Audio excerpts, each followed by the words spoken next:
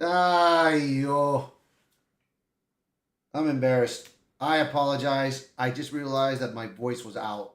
And damn, man, that's going to mess up my channel. That's going to mess up my video stream. But it's all right. I'm just going to keep going again. So, welcome to Delta Entertainment once again. This is Lincoln Kenobi. And I apologize for not having the mic on because I was busy. And plus, I was making sure my YouTube was all set and done because it kind of took too long to get the stream going. So, that's why I had it off and everything. But anyways, as I was talking about the Soka sisters, these ladies are great. They're beautiful, and I like to hang out with them for a bit. And they have done so much in their projects. And I could read the article right now and everything of what they've done. So if you, as you know, right now you read the title. There was a rumor going on that they may be directing Scream 8.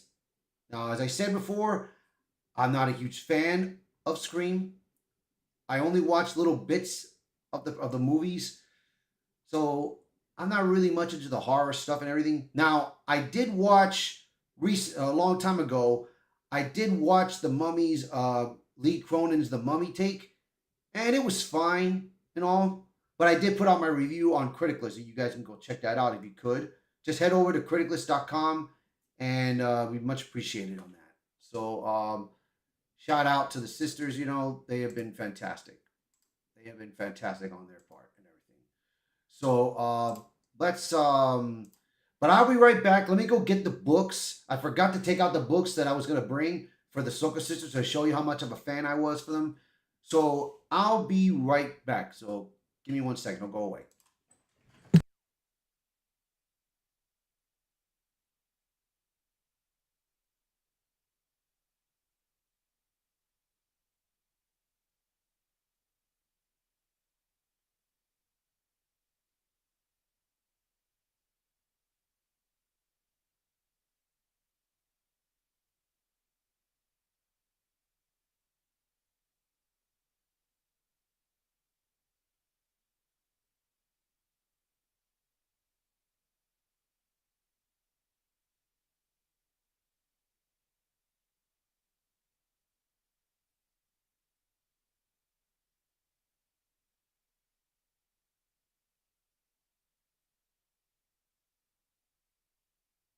All right, here we go.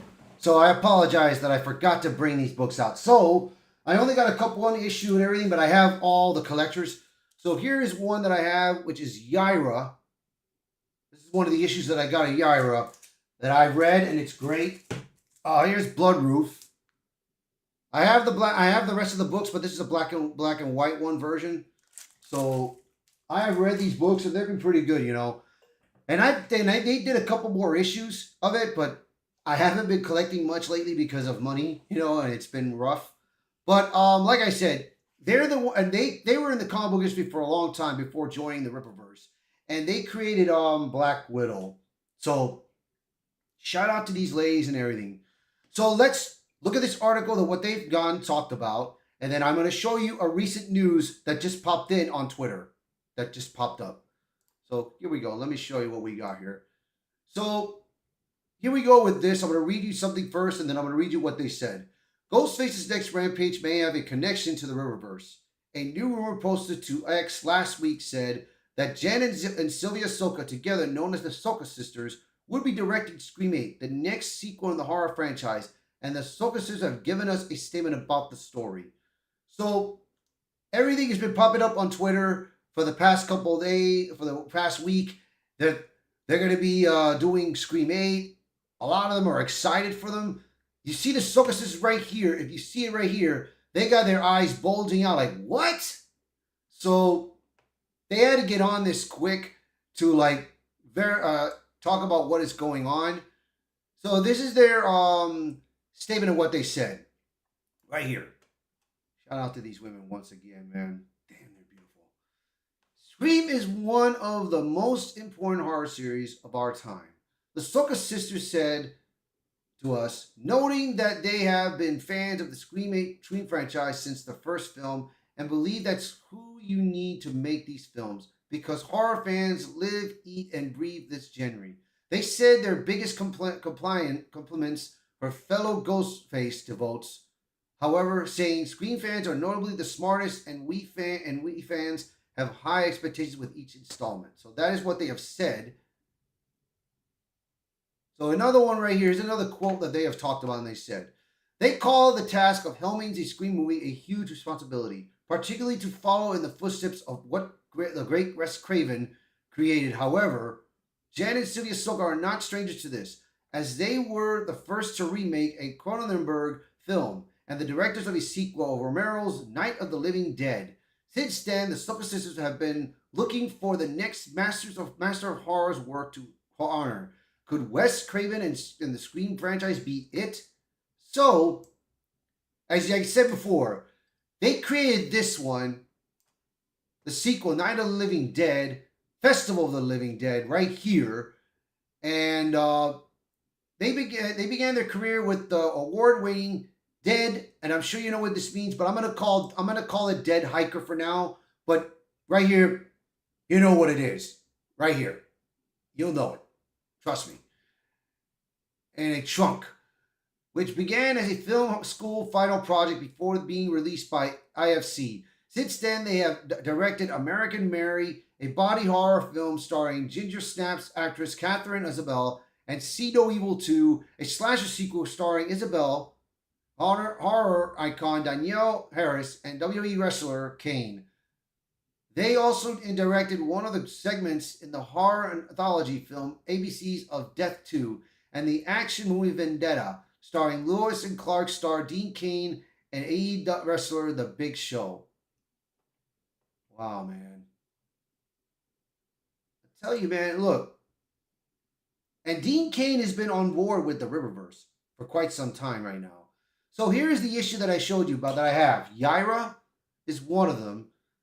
So, but like I said, anyways, you guys can look up this article and everything, and I will.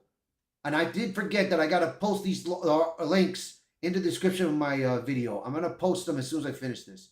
But here is the rumor of what has happened, a follow-up rumor. So here we go. Let me show you right now what we got here. Let me show you. Here it is right here. Here it is right here. So right now on Prime Top News. Oh, wait. Oops. Prime Top News. The Soka sisters addressed the rumors surrounding Scream 8, confirming that they made the first movie despite not being on Paramount's initial list of potential directors. They pushed their manager to make sure their pitch was heard, and they are now officially in the running. Now,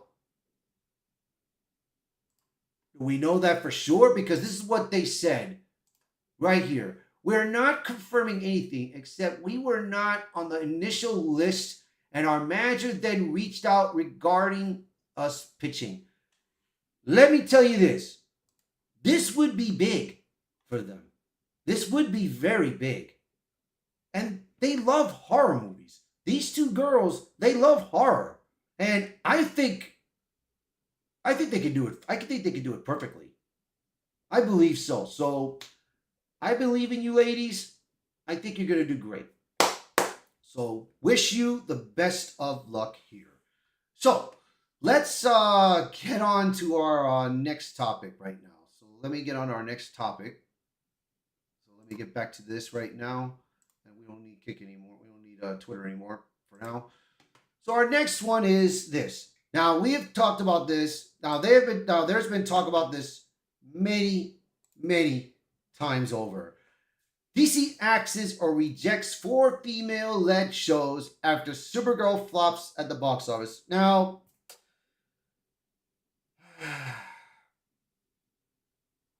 James Gunn, man. When I first found out that James Gunn was going to be doing the DC, I was excited. I was excited because I loved it.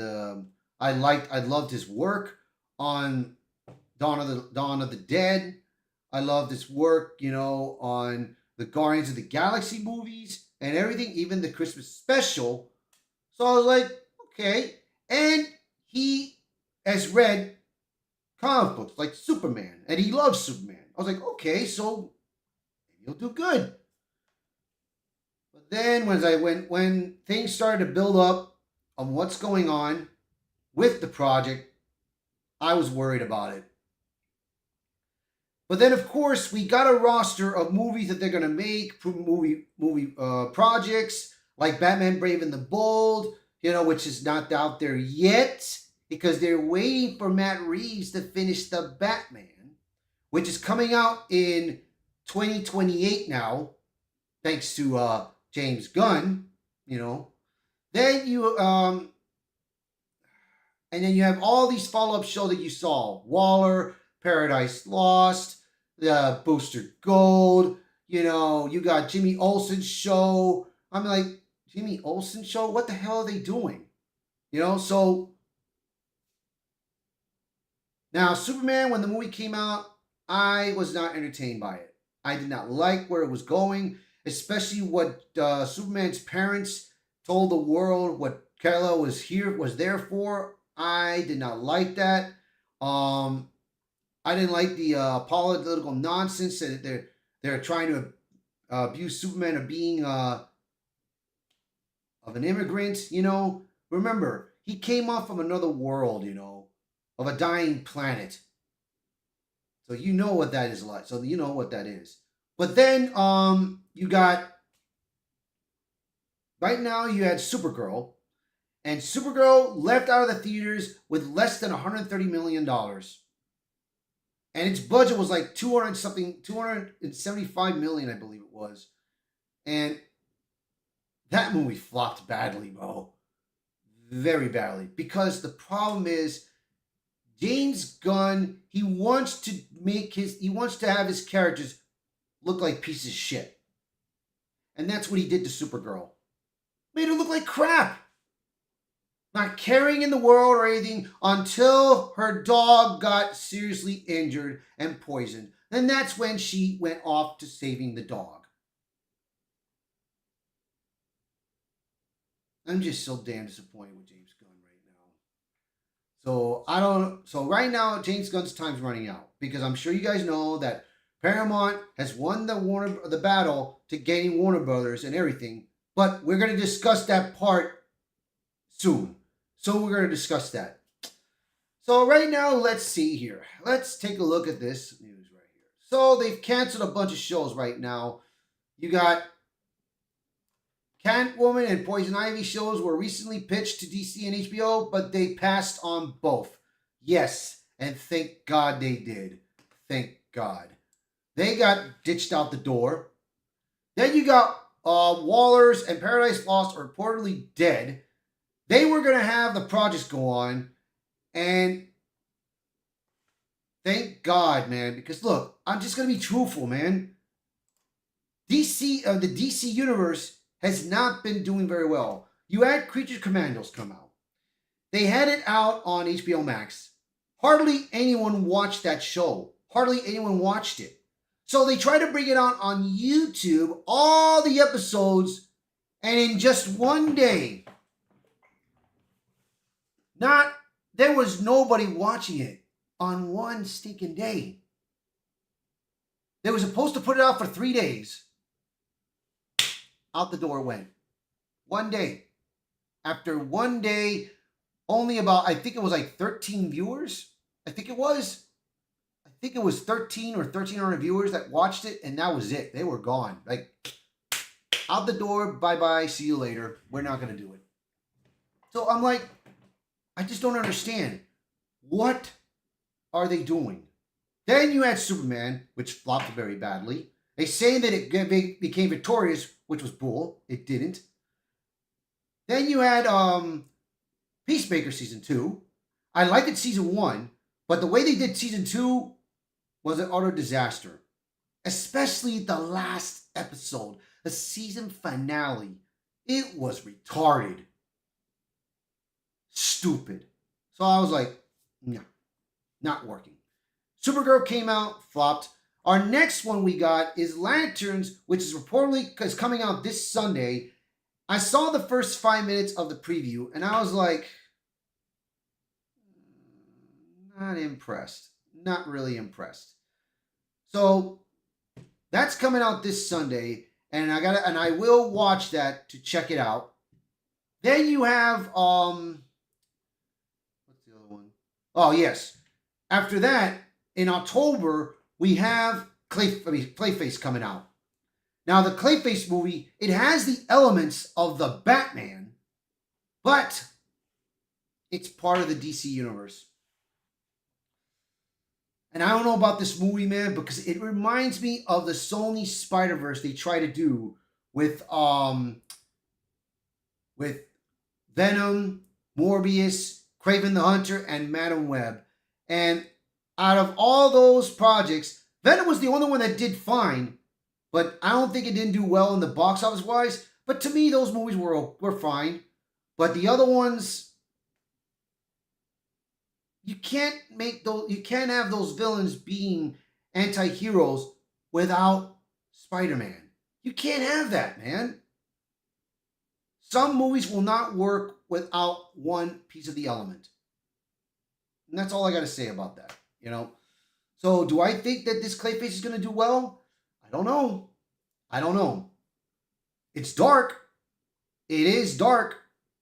But we'll see. We'll see how that does.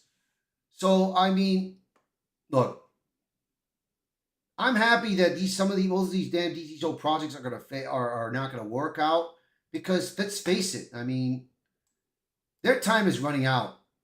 James Gunn's time is running out, and then next year we're gonna have Supergirl come out. Man of Tomorrow coming out, and there's talk that it could not do well because they're introducing too many characters in this movie, just as they did with the first Superman movie. And nobody did not like Superman. So I don't know, man. So yeah, like I said, I will have these articles posted in the description so you guys can see for yourselves on this. This scene was terrible right here. This scene was terrible that she went to like a kind of like a 7-Eleven gas station in Spacewise in another world, and this bug was pooping out popcorns, and she got the popcorn. She ate it. She actually ate it, and she just said, "Man, this actually does taste like shit." Duh, because the damn thing was pooping it. And I don't know, man. So yeah, like I said, dude, they got a Jimmy Olsen show, and they got it approved that it's good to go, but I doubt this show's gonna go do fine. I doubt it's gonna do fine. I think it's gonna flop very badly, man. So, like I said, don't count on it yet being successful. Don't count on it. So then here we have Zoe Saldana. Now I like Zoe Saldana. She's pretty good. If you ever saw the movie Colombiana, I think that's what it's called. You're gonna like the movie. She is great in that movie and sexy, to be honest. Now you've seen her most of the time as Gamora and Nefertiti, and look, she's great, man. She is great, but she's got a little bit of controversy going on with her right now. Now, Critical Drinker in his podcast was talking about what has happened with the show Lioness, that is done by Taylor Sheridan in the second season. I think that's the second or third season that came out. I'm not sure. I'm not following on it. I did see the controversy that was happening between her and another female captain, and I saw that this was not doing well. Now, Kata, shout out to Kata, he was a former veteran, and he saw how the show was showing how they were misbehaving in there, and right away, if this was real life, they would have been out of a job already. She threw a tantrum in the show, in her character, threw the biggest tantrum ever, because she's a CIA agent and taking charge and everything, and things went down. I don't know what it was, but everybody didn't. I mean, I don't think people were not impressed with this show right now. So, but in this title right here, she says that she's tired of being asked political questions about diversity instead of acting. So Zoe has been, like I said, the Hollywood media has been trying to throw questions about woke DEI nonsense, bro. Instead of just talking about the story, the acting, all of that, the concept of all of that. But, you know, Zoe is just sick and tired. And I think that's something that a lot of these actors need to stop doing. Stop talking about politics. Stop talking about woke. Stop talking about modern day nonsense. Just talk about entertainment. Tom Cruise, for example, when they were asking him a question about his last movie, Mission Impossible, and that was like, I think that was like in outside of the United States. One of the reporters was asking about Trump's tariffs and everything. Tom Cruise immediately goes like this: we're just here to discuss about the movie. Nothing political, please. Don't give me questions about politics. Let's discuss the movie. And that's it. That's all you gotta discuss. Discuss about the movie. Don't worry about politics. Don't worry about the tariffs. Don't worry about anything else. Just discuss about the movie. Discuss about your show. That's it. So let's take a read of this article for a bit, and we'll get right on it. Zoldan wants Hollywood to stop treating actors of color and women as designated spokespeople for diversity and inclusion and start asking them about their actual jobs. The Avatar and Lioness star voiced her frustration during an appearance at the Locarno Film Festival, where she explained that she frequently participates in question and answer sessions hoping to discuss acting, only to find herself fielding what she explicitly described as political questions because she is a woman and a person of color. See, like I said, it's ridiculous. It's just so ridiculous. And she said it right here, and she said it right. One thing that is incredibly limiting and frustrating is when I'm the only person of color or the only woman on stage, and that happens quite a lot for women and for people of color. According to Variety, and I wait for my turn to be asked a question about my craft, and I'm asked up a political question. See, it's like, why? She then offered an example of exactly what she meant, and here it is right here. What do you think we need to do to make films more inclusive? It's surprisingly candid criticism of an entertainment industry that has spent years insisting that race, sex, representation, and inclusion should be central components of seemingly everything conversation surrounding movies and television. That is wrong. And she's right. All this right there is wrong. We shouldn't be discussing that. You should talk about your show. Talk about the story, the concept, her character. Not about like her sexuality or her race. We shouldn't be discussing these things. That is the problem with Hollywood media nowadays. That is the problem.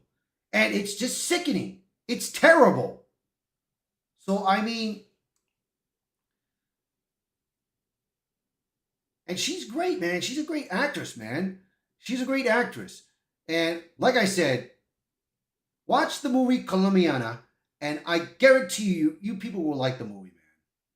You will like her performance in that movie. So, like I said, I mean, with everything that has been happening with this chick, bravo to her for fighting back on this. But like I said, in the clip that he showed, that Critical Drinker showed to everyone on the panel about how her character was treated in the show, that was not professional. Especially in that case, I don't know what happened before that. I don't know what happened, but still, Keita, who was once a veteran in the Army, he said it like this, that it doesn't matter if you got a frustration with this upper rank agent or anything, you shouldn't be having a conflict, an argument and finding conflict in front of your soldiers and your other superior officers. You want to take it, you want to take the frustration, go somewhere private. But not like this. Not like this. I mean, it's like I said, things are not looking good for Hollywood right now at the moment with these shows and these movies, you know? And people tell me that don't worry, the cancel culture, the woke nonsense is over. It's dying. It's really dying. It's like I said, if that were so, why are we still having this nonsense in there? Why? Why are we still having it in this entertainment?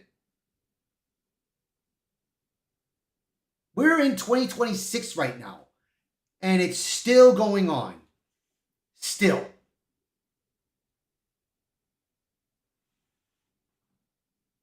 So yeah. Yeah. And now you have this. This just came out. I'm just waiting for this to think. Matrix director Lily Wachowski claims Hollywood won't finance $10 million budget because it has wall to wall trans cast. Yep.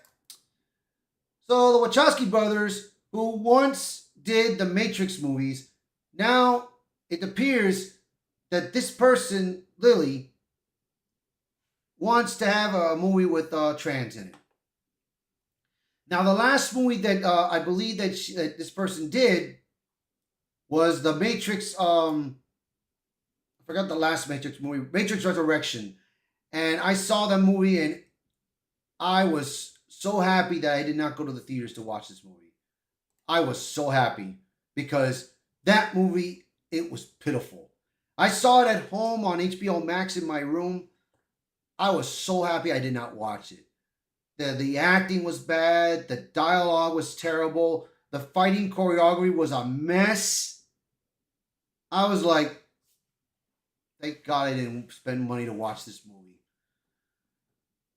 So the project that this person tried to put into is this.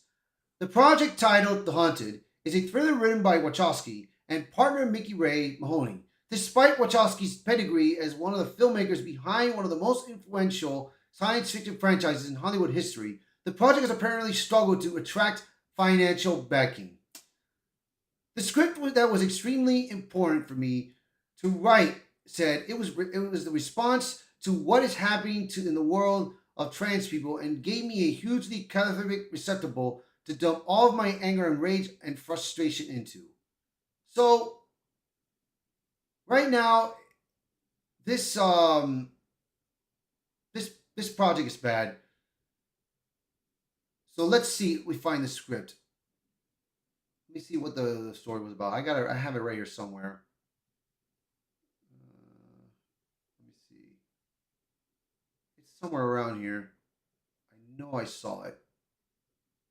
And let me tell you, it's kind of dumb, man. Where is it?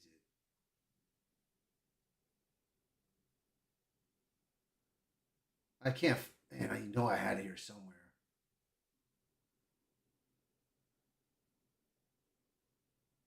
Yeah, but like I said, they this project that this person wants to put into is surrounded is all about transcast,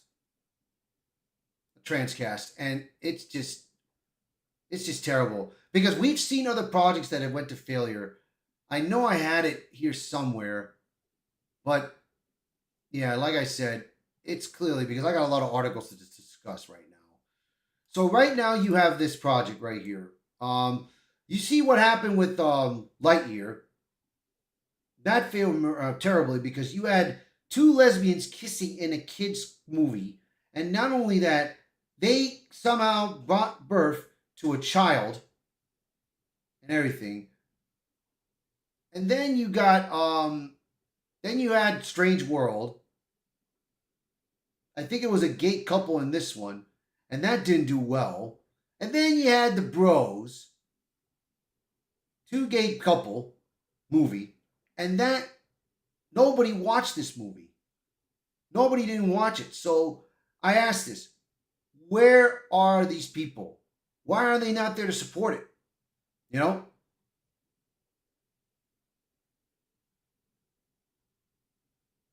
She goes to then she went to a live appearance in one of the shows, and This is what this person wore, and it's ridiculous. Really ridiculous. And this is what this person said. Why do we make art? I make art because I want to feel joy. I want art to tell the truth about myself or tell the truth about the world. The director then questioned whether the project necessarily needs to exist as a 10 million movie. And if that's what it is, if that's the point of it, then how does that manifest itself into something that maybe isn't a 10 million movie?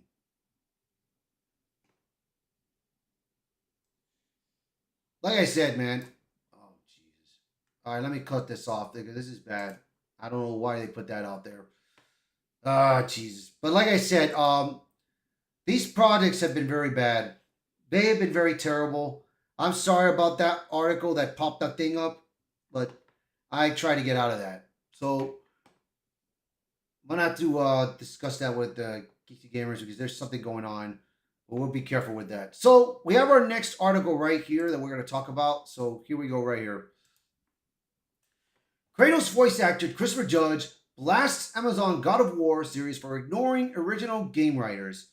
So Christopher Judge, he is the voice of Kratos in the 2018 God of War and God of War Ragnarok. Now, I played those games and I enjoyed it. Now, part 2, the Ragnarok, the story was good, but I understood what people were complaining about that black girl being a goddess, which was supposed to be a white Norseman goddess. Woman goddess, I meant. Not Northman, but you know what I mean. But like I said, the God of War series is in deep trouble, man. The God of War series is in very deep trouble. And shout out to Marvin who put this out there in the article in That Park Place. So you guys can, I'll put this link there for sure. So Christopher Judge, he blasts Amazon and everything and talks about what's been going on with Hollywood. So here it is right here. He was speaking at the Fan Expo. So here it is. My problem with all game adaptations, you have this pre-existing successful property, and the first thing you do is not hire anyone associated with it. The Last of Us, love Pedro. Were they better than the game cast? I saw a stage reading they did. It was unreal. I have no idea why you don't just take that cast, those writers, especially when you're going to do episodes that are shot for shot remakes of the game. When Amazon, when it was finally approved and announced, and they didn't hire any of the God of War writers, what are you thinking? Like, these guys have been immersed in this world for 20 years, but someone's going to know better between God of War and God of War Ragnarok and the previous games. How many copies has that sold? I guarantee you it's 1/100th of the audience of God of War. God of War. Yeah. So you can't tell these writers how to tell stories. Well said right there. Shout out to Christopher Judge. Shout out to him. Because look, he has a point. I mean, you have these projects like Fallout, Tomb Raider that's coming out on Amazon, you know, Rings of Power, which is not doing very well, which the showrunners have admitted about that, and now they want people to forget about season 1, season 2, and watch season 3. That tells you that the show is not doing well, you know. And then now this. The casting was great. Especially they announced it that Ryan Hurst was going to be Kratos. And I liked the idea. Listen, you need, in this case, you need like a C+ actor or an unknown actor to play this character. Someone that is physique, someone that's got the facial, the vocal for it. But recently, well, not recently, a couple of weeks ago, like to a month, Ryan Hurst, he got a torn bicep during a stunt that he was doing, and he finished 4 episodes of God of War. He got a torn bicep, and the doctors said that it would last about 6 months. Now, Amazon, they said, Sorry, Brian, we can't wait for you, man. We're gonna find another actor and we're gonna redo the episodes. Not only that, you got the actor that's doing Atreus and Druid, they gotta get recasted. Again. Now, you saw in Crystal Judge's video of how did Ryan Hurst look as Kratos with the stomach, how bad it was. It was not looking good. Fans were upset with that. But then recently, Ryan Hurst put out a video of him in his costume with no white makeup, but then having the abs, and I'm like, this is better. This is much better. And you can see this right here. Watch. I'm going to show you this piece right here. Because they got this. Let me show you. You see, this is the first thing they showed out there. This is the first thing they showed out there. But then if you look at it sideways like this, come on. That looks perfect. That was the first official announcement when they did that. That's perfect right there. And everything. But now I'm going to show you the recent one. Let me find you the recent one that I found. I'm going to find it right here. I'm going to find it real quick. Give me 1 second. I'm going to find it. Because I had it saved. It's going to be long because I got a lot of nice picks here. I'm going to be honest. I got a lot of nice picks. And it's going to take me a minute. But I can do this. Hold up. I can do a better idea. I can do this one better.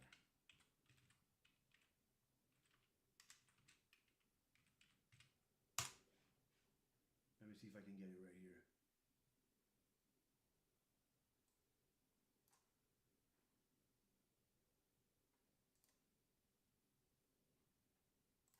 All right, let me see if I can get it right here. I'm going to show you this right here. This is how he looks.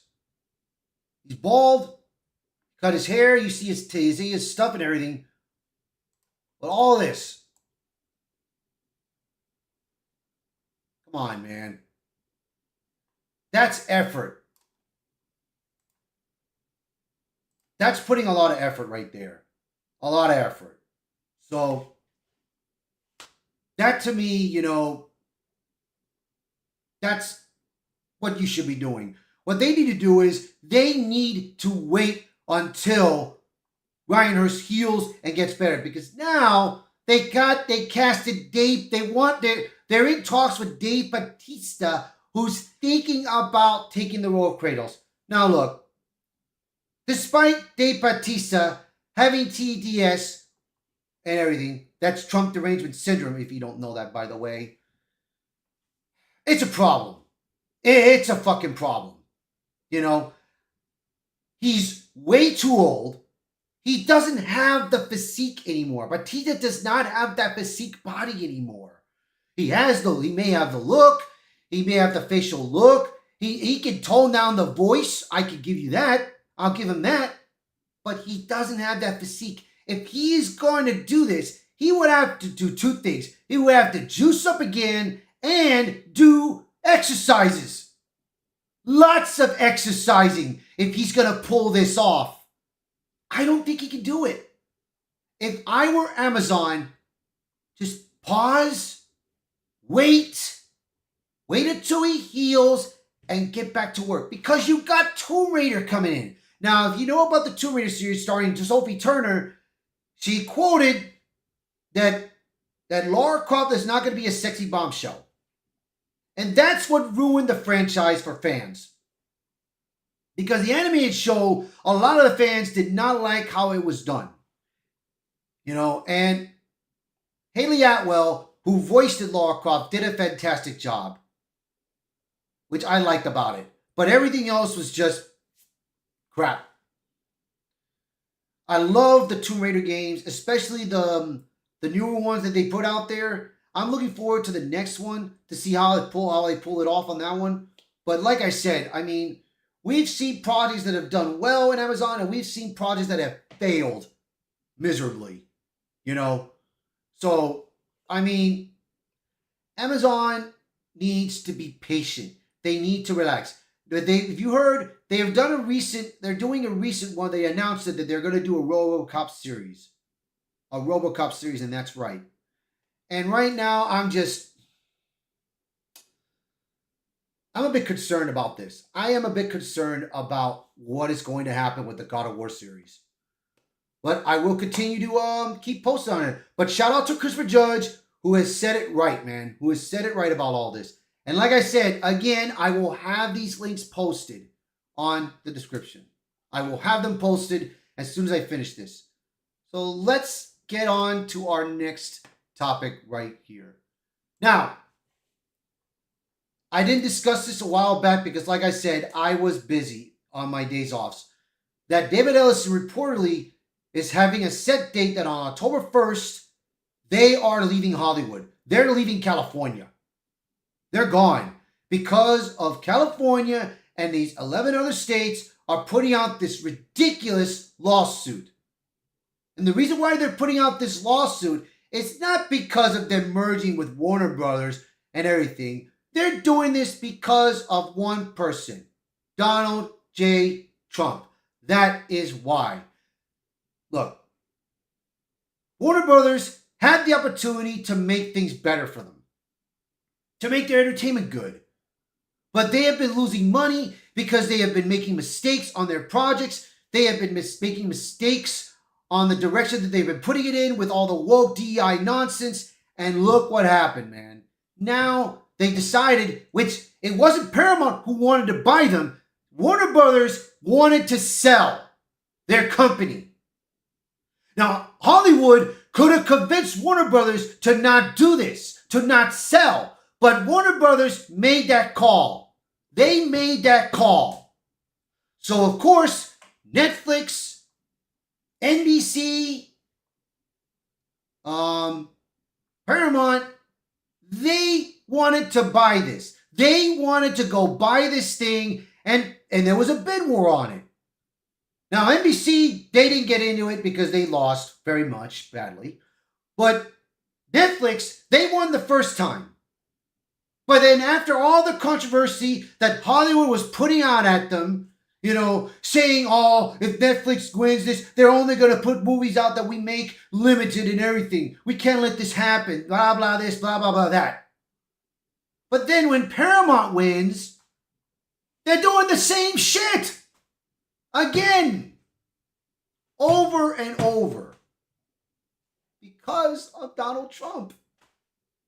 They're doing it again. So now Paramount says, you know what? Okay. You want to feel real bad? Pack it up, boys. We're leaving Hollywood. And right now, in this article that I read, according to this article, right here, but we're going to follow up with the next one that we have. Now, this was on the 11th. This was like a couple days ago. So right now, let's see. Ron Ronto was the one who was the attorney general in California that decided to throw out this anti-law case and everything. So right now, let's see. I got it right here somewhere. Right. Okay, here it is. According to two people, Beloni says have direct knowledge of the meeting. Ellison told the executives that Paramount Skydance would relocate to Tennessee, Texas, and Georgia, or another state if Bonta does not come to the negotiating table. There it is right there. I'm telling you, man. I'm telling you. They did this. Hollywood did this. Hollywood is doing this. Now, tell me this, people. Did we get a complaint about Disney buying Fox? Did anyone complain? I didn't complain. Nobody complained about it. Nobody complained. Not the Directors Guild, not run by Christopher Nolan, not Netflix, not Paramount, not Warner Brothers, not even Hollywood itself didn't make a complaint about it. David Ellison is throwing promises out there that they are going to get over 30 movies in theaters for Regal and AMC theaters. They're going to throw it out there. They have made promises that they are going to make these shows and movies more entertaining than what they've been bringing out there. So, I mean, I asked you this question. I asked this once again. When are they going to stop? When will they stop complaining? When will they just accept the fact that this was all Warner Brothers' fault that this is happening? They could have convinced Warner Brothers to stop, but they didn't. Now, we're going to get this. Here it is right here. Hollywood unions pressure Rob Zonta to settle Paramount Warner Brothers lawsuit as California job fears grow. I tell you guys, this is just ridiculous. So we're gonna take a read. We're gonna take a read a bit of this article, and let me tell you, man. I mean, it has been very bad for entertainment right now. Very bad. Too bad I got nothing going on with gaming right now, which I've discussed it a couple of days ago about it. And look, all I want, and I'm sure all of you guys want the same thing. You want entertainment to be great again. That's what we want. We want entertainment to be great again. And that's all we need. And if we don't if we don't start fighting on this, if we don't start acting and putting our voices out there of what's been happening with our entertainment, they're gonna keep going with this. They're gonna keep going with this nonsense. That's why we gotta keep fighting. We gotta keep talking about this stuff. You know? I mean, take a look at the franchise projects that have been happening right now. You had Star Wars. You had Lord of the Rings. You had Willow. You had National Treasures. You had Percy Jackson. You had I think I said National Treasures already. You had Marvel projects failing. You had DC projects failing. What is going on, people? I keep saying this, man.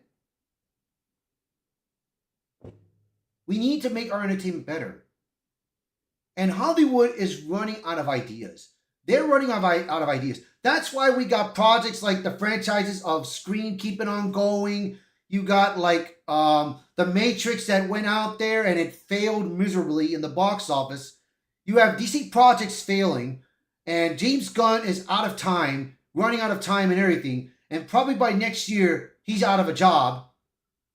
You have Marvel projects that are praying for Avengers Doomsday to be successful, which their budget, with all these actors, no script yet, and everything that is going on, you're looking at almost half a billion dollars of a profit. It needs to get $1.5 billion, like 1.5 or 1.6 to be successful. It needs that. Not just $1 billion, it needs over $1 billion to be successful. Now, Spider-Man Brand New Day, as you can see right now, which I'm going to show you so far what we got. So let's let me get on to this article. Let me go look for it right now. I'm going to go look for it right now about Spider-Man Brand New Day. All right. Let's pull it up there. All right, let's pull it up. So let me show you what's going on with Spider-Man Brand New Day. Right now, Spider-Man Brand New Day, as of Wednesday, which is after 2 days ago, it has made $1.7 billion. It made $1 billion on opening week. $1 billion on opening weekend. More money than The Odyssey. The Odyssey made over $1 billion. I called it a decent review, but I'm happy that a lot of the people enjoyed the movie. I'm happy for them. I'm not going to argue against that and everything. But this movie, man, was a big success. Now, despite how they treated Jean Grey, I still enjoyed the movie. I still enjoyed it. But like I said, I mean, you gotta get projects that are entertaining. And if you don't get that, you're gonna fail. You're gonna really, really fail miserably. So right now we have this. California Attorney General Rob Bonta is facing growing pressure to bring his legal battle against Paramount Skydance's acquisition of Warner Brothers Discovery to an end, with two of Hollywood's largest unions warning that the prolonged uncertainty surrounding the transaction is making an already disastrous employment situation even worse. The Directors Guild of America and in the International Alliance of Theatrical Stage Employees sent a joint letter to Bonta and Paramount Skydance Chairman, CEO David Ellison on Wednesday, urging the two sides directly negotiate a resolution to the antitrust concerns surrounding the merger. The unions, which collectively represent nearly 200,000 entertainment industry workers, stopped short of endorsing the merger itself. In fact, they reiterated their belief that major entertainment mergers historically provide few benefits for workers, but their message to Bonta was equally unmistakable. Dragging the legal process to next year could cause additional damage to an entertainment industry already suffering from a dramatic decline in production. We cannot overemphasize how damaging the current timeline for the trial, which would extend the uncertainty surrounding the proposed merger until the spring of next year at the earliest. It is to an already struggling industry, the unions wrote. They added that worldwide film and television production has fallen between 35% and 40%, with conditions even worse in California. The DGA and IATSE further claimed that productions have already been placed on hold or canceled, aiming the uncertainty, leaving even less work available for crews and entertainment workers. That puts Bonta in an increasingly uncomfortable position. You see, I say it again.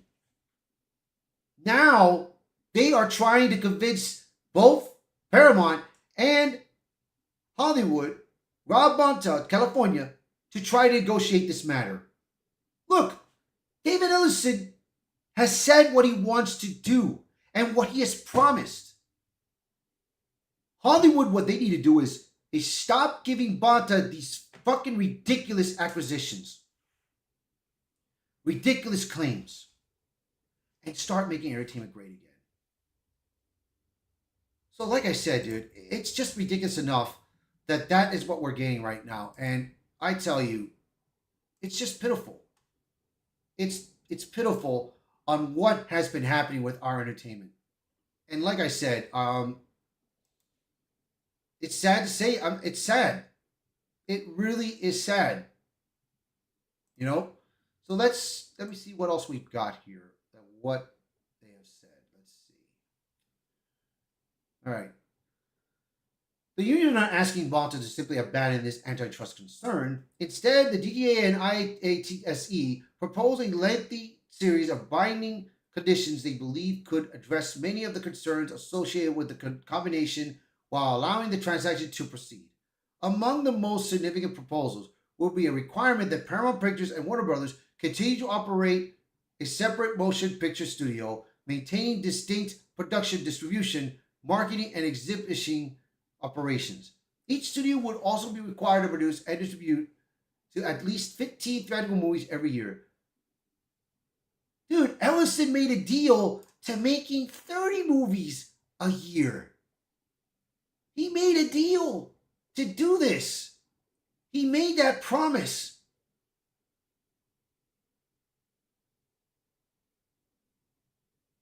And that movies will go out there for 45 days. Now, of course, depending how the movie does in the box office, if the movie does not do well, they may try to probably say, you know what, if it's been about 15 days and the movie doesn't do well, we're going to pull it off. That's what I'm saying. But, hey, California's leaving, man. I mean, Paramount's going to leave California. So, despite what they're talking about, despite their wishes, it's not going to happen. Paramount's not giving up. So whatever they want to keep throwing out there, whatever accusations they want to keep throwing out there, it's not going to happen. They're going to keep going. They're going to keep going with this. So shout out for David Ellison, who'd keep on fighting this battle, man.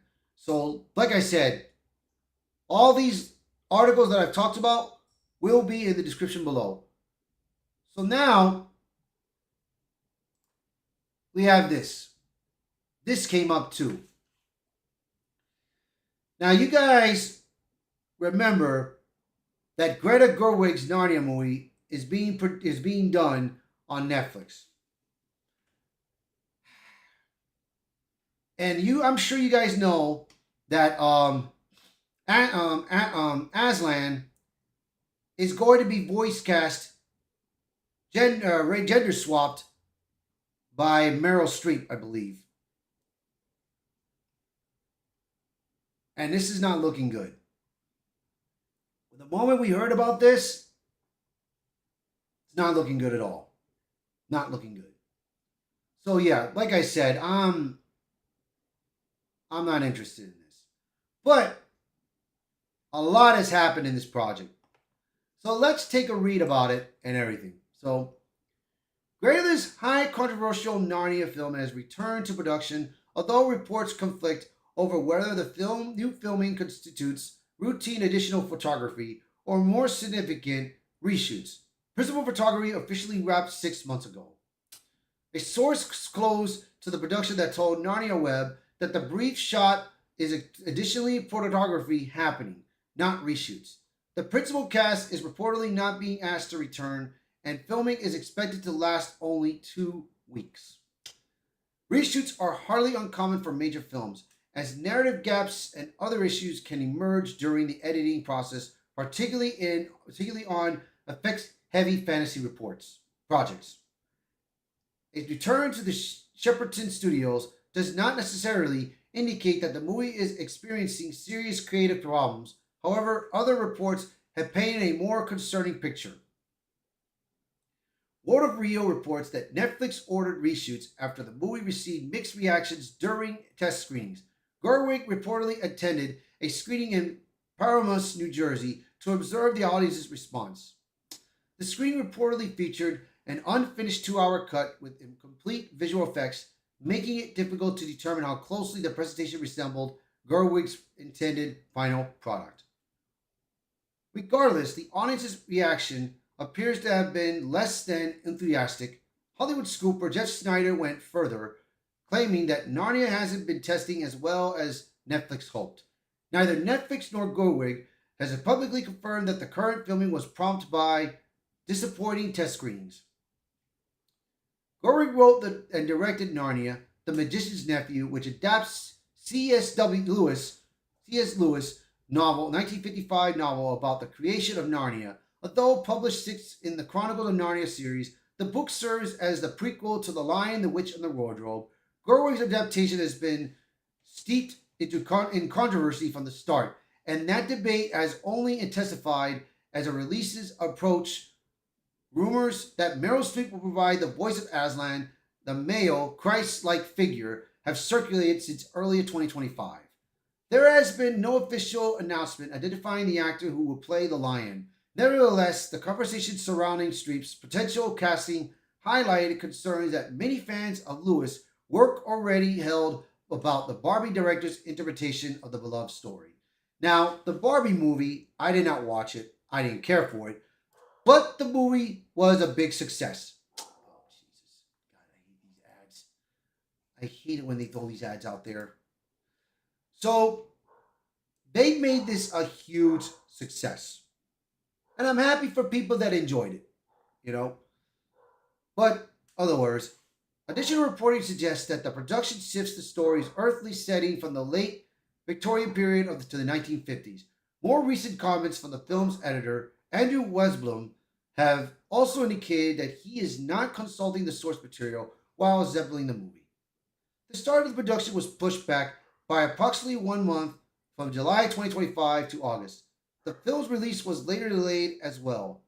Netflix initially planned to debut the movie in IMAX theaters around Thanksgiving of this year before bringing it to streaming service on the Christmas day. However, the company subsequently postponed the film and significantly expanded its theatrical plans. According to other reporter, Narnia's The Magician's Nephew will begin IMAX previews on February 10th next year before receiving a wide theatrical release on February 12th. It will remain exclusive to theaters for approximately 45 days before arriving on Netflix April 2nd. Now, I'm just going to say this. I love the Chronicle of Narnia movies. I really love those movies. But after this, of what is going on with it, I am a bit concerned about this. I'm a bit concerned, and I don't think it's going to do well.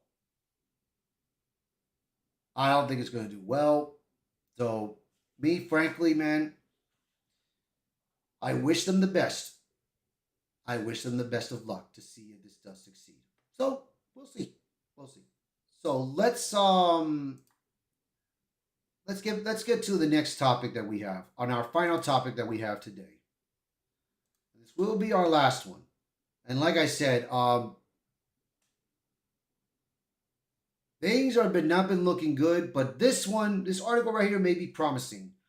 Hopefully, Amazon takes this piece serious. So here we go.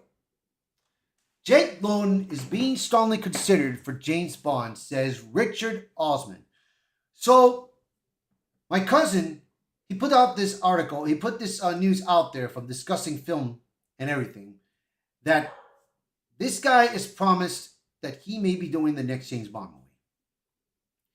Now, I have talked about this recent article on Wednesday that Amy Pascal, they want a different James Bond, different type of James Bond.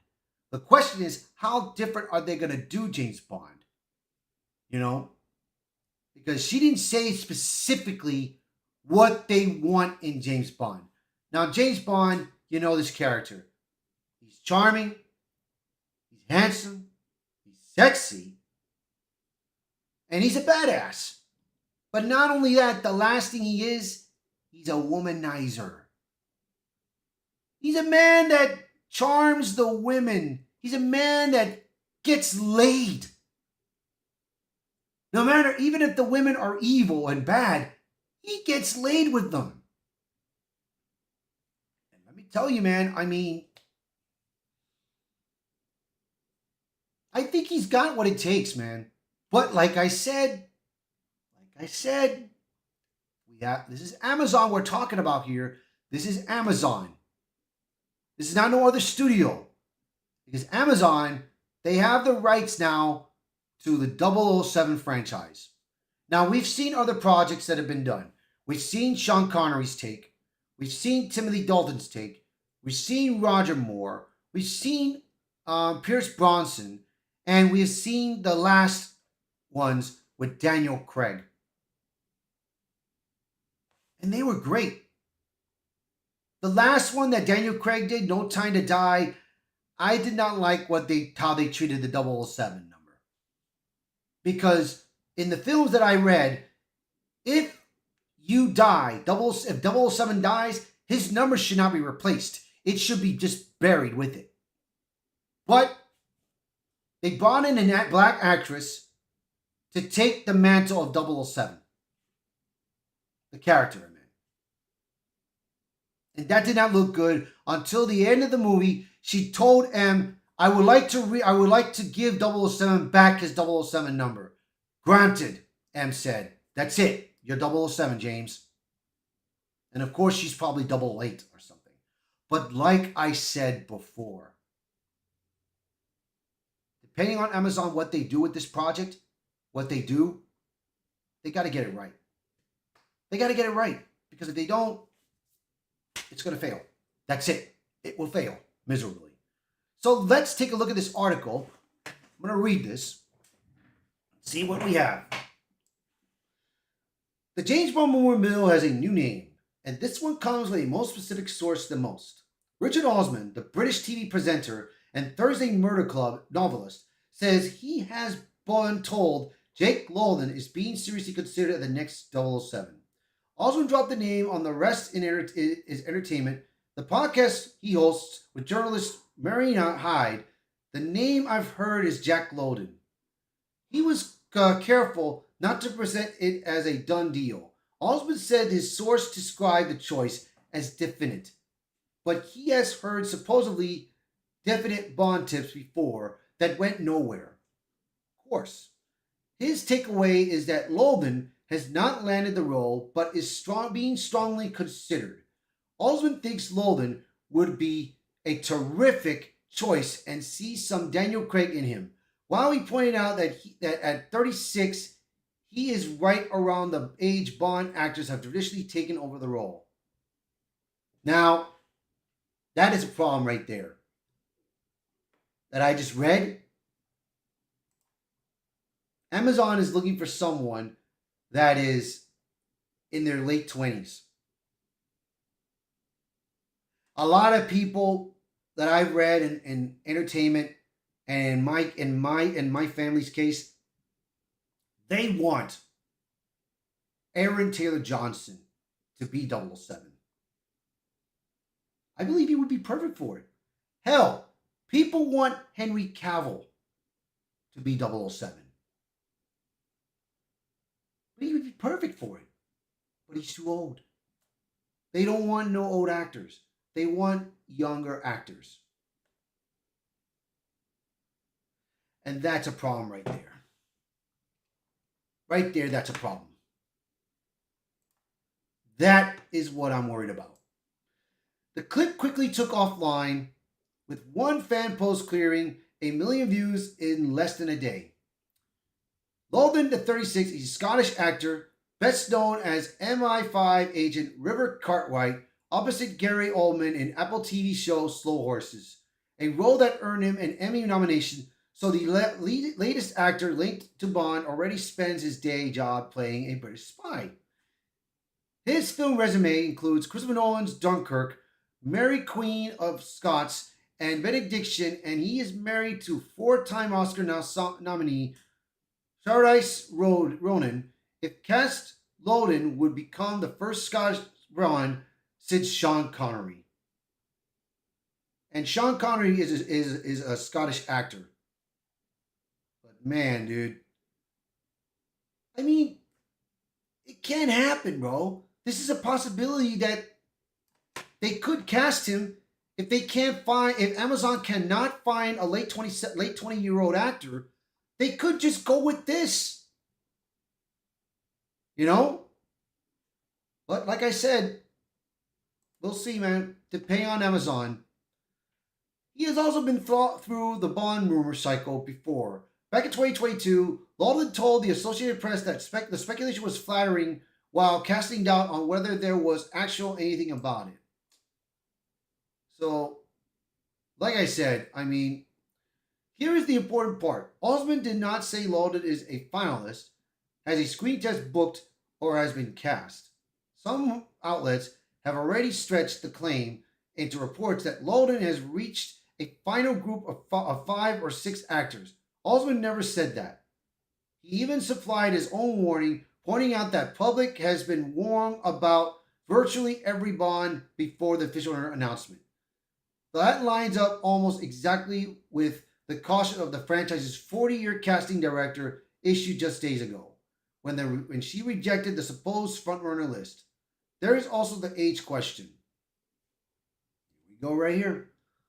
Multiple observers have reported Amazon ideally wants its next Bond under 30. So the actor can carry the franchise through a 5-film run. The same issue that effectively ended that with Henry Cavill's conversation. There you go. Oldman is already 36. If he really is under serious consideration, either the under 30 requirement was never as film as reported, or Amazon is willing to make an exception for the right actor. For comparison, Daniel Craig was 37 when he was announced as Bond and went to make 5 movies across 15 years. There you go. What we actually know has not changed. Dennis Villeneuve is directing from a 7-night script. Nina Gold is handling casting, and the second round of screen tests is set for August. So yeah, I mean, I don't know, man. I mean,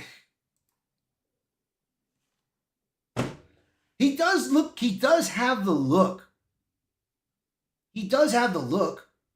So who knows? Maybe they'll reconsider. Maybe they'll reconsider because finding a young actor to have the physical, to have the charming and a good facial look of Bond is hard to find. You know? I don't know. I don't know about this. So, I mean, it's hard to determine this. So, we'll see, man. We shall see. But like I said before, I mean, with Hollywood really right now going into a real peril right now, it is hard to determine. It is hard to determine if you are going to really cast these actors, if you're going to make some changes in Hollywood. You got to make these good changes. You got to do what is best for the industry. And the first thing they need to do is they need to give up all this cancel culture, all this woke DI political nonsense, kick them out of Hollywood, and start making entertainment great again. That's what they need to do. You've got to start doing that. That's one thing. Second, go with your gut and just go who you think could do the job. And listen to your fans. Just listen to your fan base. Get out to the internet. Get out on Twitter, Instagram. Look at their fan favorites. Who do you think could do it? And one more thing. Follow the damn script. Follow the source material. Because if you got projects like Tomb Raider going up there, you got God of War, you got Rings of Power.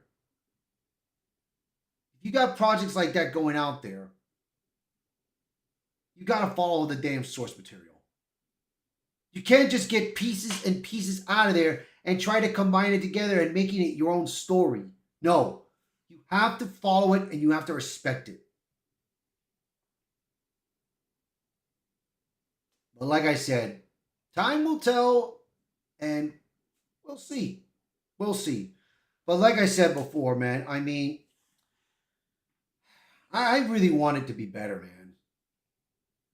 Now, I hate trying to throw out my own opinions on movies, whether I like them or whether I hate them, but I'm saying it with my heart of what I think about gaming right now, what I think about movies, what I think about TV shows, what I think about cartoons, what I think about comic books right now, and book novels.